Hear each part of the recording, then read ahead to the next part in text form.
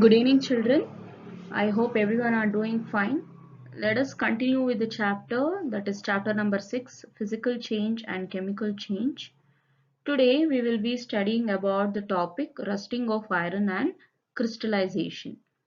So let us begin with the topic. So this is the last topic of the unit, physical and chemical change. So let's begin.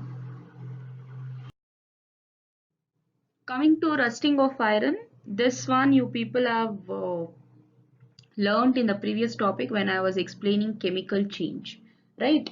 Even rusting of iron is one of the chemical change. So this is one of the change that affects usually metals, which is made up of iron. Okay, usually it affects the iron articles, and slowly what happens, it will destroy that articles. Okay, so since iron is used in making bridges, ships, cars, truck, okay, and many other articles, so the monetary loss due to rusting is very huge. So how this rusting happens? So the process of rusting can be represented by this equation, that is, the process of rusting can be represented by the following equation. Iron chemical formula is Fe, and oxygen. So when iron is exposed to oxygen, so from the air, so air is a composition of many gases, right? Oxygen, carbon dioxide, nitrogen, hydrogen, and all other gases. Okay, in that, when iron is exposed to oxygen, that is O2, along with moisture, that is water, H2O. So what is the product formed? So how does it react in the presence of oxygen and water?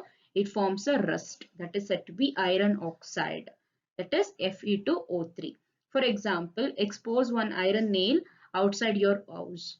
Okay, so leave it for a few days and see, after few days you will see that rust is formed on the iron nail, that is said to be iron oxide.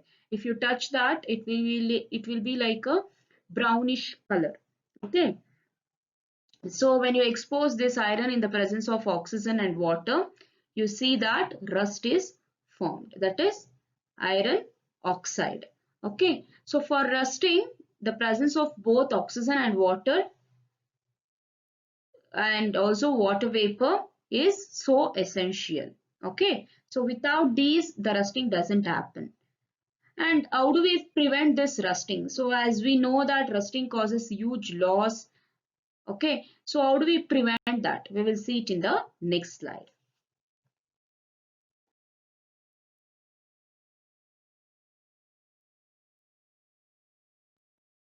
So children, just now we heard that rusting causes huge loss, right? So how do we prevent this rusting?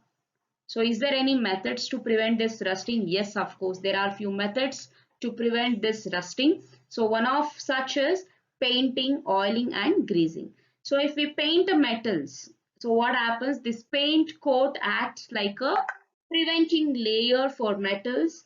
So it prevents from exposing to air or water or sunlight. Okay. So have you seen people construct new buildings, they start painting the windows, metals and all. Yes, why do they paint so? If it is exposed, what happens? It leads to rusting and it will destroy them, right? So that is why they start painting. And sometimes they oil the equipments. Okay, so why do they oil it? Because it acts like a preventing layer, right? So oil also protect the metals from getting exposed to oxygen and water. And also greasing. So greasing is done for mainly in case of vehicles, right? They apply grease, which is like oily substance, right? So this grease also acts like a preventive layer by preventing the metal getting exposed to uh, oxygen or water. So these are the three techniques. So and other type of preventing thing is, I'll tell you in the next slide. And there is another way to deposit a layer of metal like chromium or zinc on iron metal. So and this process of depositing a layer of zinc is on iron is called galvanization. Okay, this is how the galvanization is done. You can see in the picture.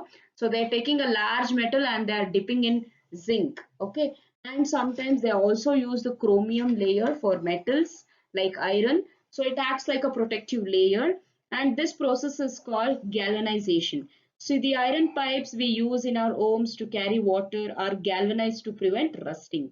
Okay, so we know that ships are made up of iron and a part of them remains underwater.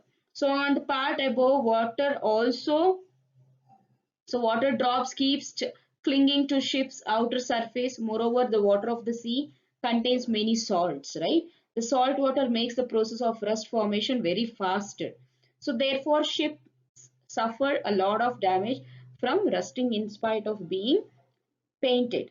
So much, so the fraction of ship's iron has to be replaced every year. So can you imagine the monetary loss to the world? Yes, it is very expensive, isn't it? And stainless steel is made by mixing iron with carbon and metals like chromium, nickel and manganese. It doesn't rust. Okay. So this is the techniques to prevent from rusting. And the last part of the topic that we are going to study is crystallization. So in class sixth, you people have learned that salt can be obtained by evaporation of seawater, right? So the salt obtained in this manner is not so pure and the shape of its crystals cannot be seen clearly. So however, large crystals of pure substance can be formed from their solutions. So and this process is called crystallization. So it is one of the examples of physical change. Okay. So so here is an activity to be performed. So this has to be performed by teacher itself. You need to take a cup full of water in a beaker and add few drops of dilute sulfuric acid.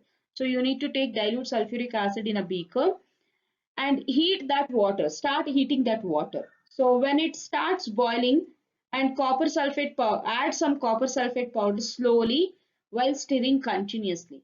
So continue, keep on adding copper sulfate powder till no more powder can be dissolved. Okay, so filter the solutions, allow it to cool and don't even disturb that. So do not disturb the solution when it is cooling. So look at the solution after sometimes. What we can observe is, so we can see there is a crystals formed after some time like in the picture. Okay, so this is said to be crystallization. Now you have learned about physical and chemical changes. You need to identify the changes that you have observed, whether it is a physical or chemical. So this crystallization is actually a physical change. Okay, so this is about the topic crystallization. So children, I hope you had followed this lesson, that is physical and chemical change. So let us discuss more about this in the live classes. So worksheet will be sent along with this video. Do solve it and have a good day.